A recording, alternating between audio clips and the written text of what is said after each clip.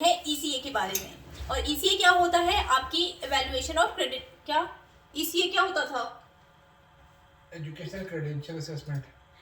Educational credential assessment. Okay, it's really difficult. Educational ECA के हवाले से ईसीए होता है आपकी एजुकेशनल क्रेडेंशियल असेसमेंट। ईसीए होती है आपकी एजुकेशनल क्रेडेंशियल असेसमेंट। ठीक हो गया। ईसीए होती है आपकी एजुकेशनल क्रेडेंशियल असेसमेंट, जिसकी आप लोगों अस्सलाम वालेकुम everyone and welcome back to my channel.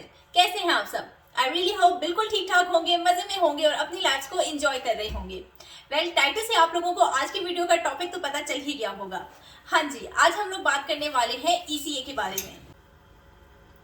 So ECA is basically educational credential assessment और as apparent from its name ये आपकी educational documents की assessment करते हैं। और इसके लिए बहुत सारी organizations हैं जो ये services provide करती हैं, जो कि authorized होती हैं ये services provide करने के लिए। So आप लोगों ने अपने लिए खुद decide करना है कि आप लोग कौन सी ऑर्गेनाइजेशन से अपनी असेसमेंट कराना चाहते हैं। हमने वेस्ट से कराई थी, इसीलिए मैं इस वीडियो में से वेस्ट से रिलेटेड डिस्कशन करूंगी। वेस्ट जो है वो वर्ल्ड एजुकेशनल सर्विसेज के नाम से एक ऑर्गेनाइजेशन है जो आपकी एजुकेशनल क्रेडेंशियल्स की असेसमेंट की सर्विसेज आपको प्रोवाइड करती है। अब आप लोगों को इनसे अपनी डॉक्यूमेंट्स असेस कराने के लिए प्रोसीजर क्या है वो हम देख लेते हैं। सबसे पहले आप लोगों को वेस्ट की वेबसाइट पे जाके अपने लिए एक अकाउंट क्रिएट करना है। अकाउंट क्रिएशन बहुत सिंपल प्रोसीजर है और आई थिंक कि आप लोगों को इसमें कोई इशू नहीं आएगा। वंस आप लोग अपना अकाउंट क्रिएट कर लेते हैं तो आप लोगों को एक रेफरेंस नंबर दिया जाता है जो कि आप लोगों को आगे काम आएगा जब आप लोगों ने अपने डॉक्यूमेंट्स जो है वो वेस्ट को भेजने हैं। अब जब आपका जो आपने डॉक्यूमेंट्स वगैरह वेस्ट को भेजने हैं उसकी डिटेल्स आप लोगों को वेस्ट की वेबसाइट पर मिल जाएंगी कि आप लोगों को क्या क्या डॉक्यूमेंट्स जो है वो भेजनी है। उसका प्रोसीजर ये है कि आप लोग वेस्ट की सर्विसेज में जाएंगे और वहां पर आप लोग अपनी यूनिवर्सिटी का नेम एंटर करेंगे और वहां पर आप लोग बताएंगे कि आपकी क्वालिफिकेशन क्या है। तो नीचे आपके पास लिस्ट ऑफ डॉक्यूमेंट्स आ जाएगी जो आपने वेस्ट को भेजनी है। हमारे टाइम पे हमें मैट्रिक से ऑनवर्ड्स अपनी हाईएस्ट डिग्री तक सारी की सारी डिग्रीज और ट्रांसक्रिप्ट्स की कॉपीज जो है वो अटेस्टेड फॉर्म में भेजनी थी।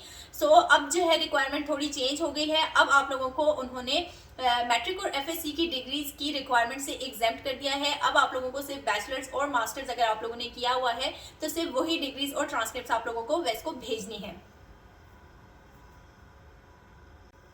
अब कर लेते हैं बात के डॉक्यूमेंट्स जो हैं वो किस तरह से अटेस्ट करके आप लोगों को भेजनी है।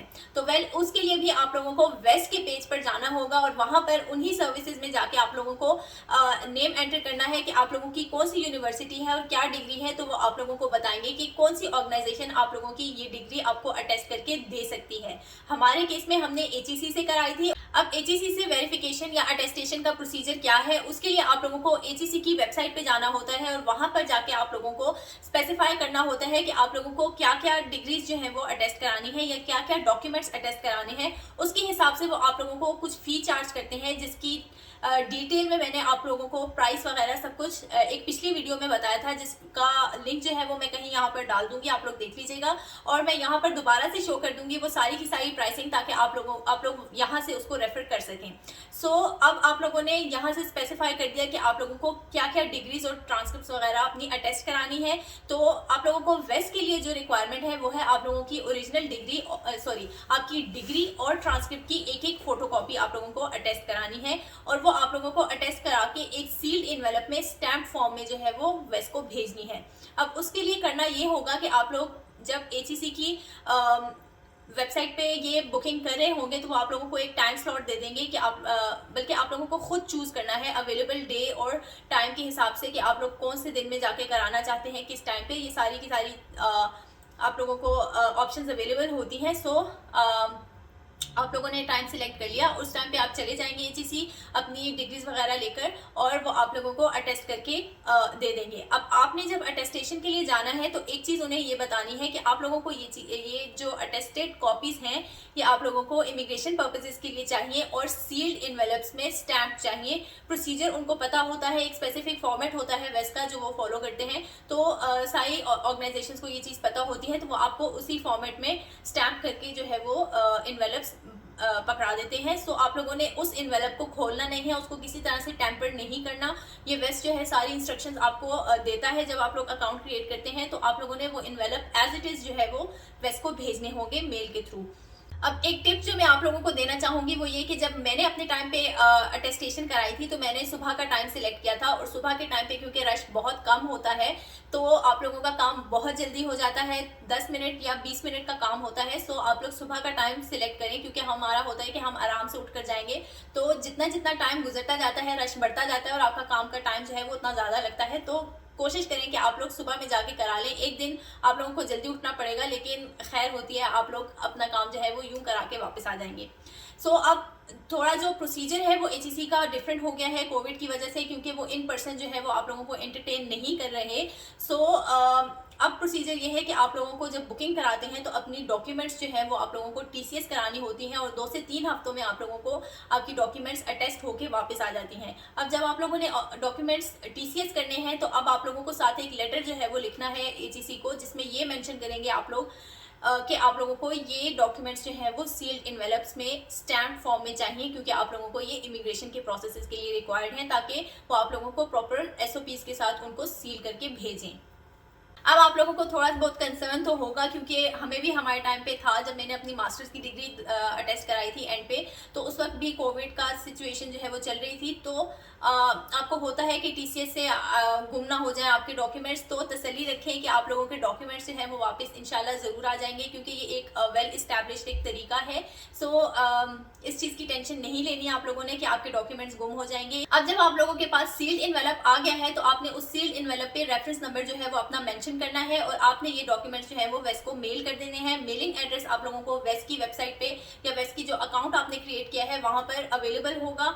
और एक और इम्पॉर्टेंट चीज़ कि अगर आप लोग फॉर एग्जांपल हमारे केस में हम 2 कैंडिडेट्स थे जिनके डॉक्यूमेंट्स जो है वो हमने मेल करने थे वेस्ट को, तो अब उस केस में आप लोग एक सिंगल इन्वेलप में दोनों कैंडिडेट्स के डॉक्यूमेंट्स जो है वो सेंड कर सकते हैं। लेकिन ये चीज़ याद रखनी है आप लोगों ने कि दोनों कैंडिडेट्स के रेफरेंस नंबर्स जो हैं, क्योंकि वेस्ट के लिए 2 डिफरेंट प्रोफाइल्स होंगी तो 2 डिफरेंट रेफरेंस नंबर होंगे, तो दोनों रेफरेंस नंबर्स जो है वो उस इन्वेलप के ऊपर लिखे होने चाहिए। डॉक्यूमेंट्स आप लोगों ने मेल कर दिए, अब उसके बाद आप लोगों ने सिर्फ वेट करना है।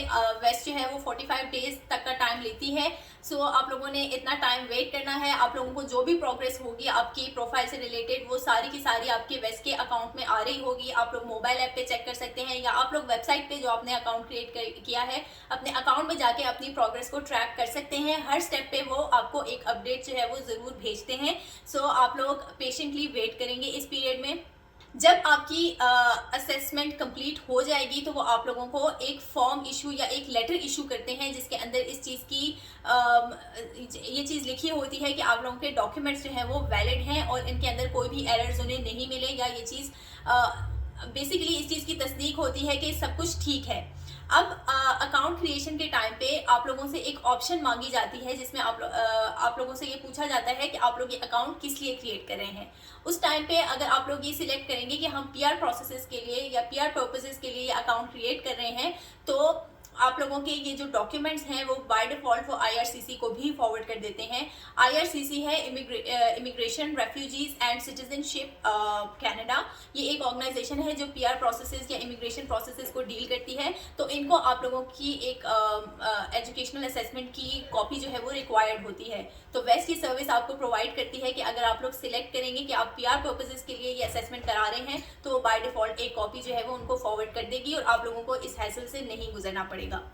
तो बहुत सिंपल सा तरीका है, टाइम कंज्यूमिंग है, आई कैन अंडरस्टैंड, लेकिन बहुत इजी और बहुत सिंपल तरीका है। सो आप लोगों को आई थिंक कोई कंफ्यूजन नहीं होनी चाहिए। स्टिल कोई कंफ्यूजन अगर आप लोगों की रह जाती है या कोई क्वेश्चंस आपके माइंड में आते हैं तो आप लोग मुझे इंस्टाग्राम पे DM कर सकते हैं। इंस्टाग्राम का हैंडल मैं यहाँ कहीं लिख दूंगी, और इसके अलावा आप लोगों को लिंक हमेशा की तरह डिस्क्रिप्शन बॉक्स में मिल जाएगा। अगर आपको वीडियो पसंद आई है तो इसे लाइक, शेयर और कॉमेंट करना ना भूलिएगा। And do subscribe to my channel and press the bell icon, ताकि फ्यूचर वीडियोज़ की नोटिफिकेशन आप लोगों को मिलती रहें।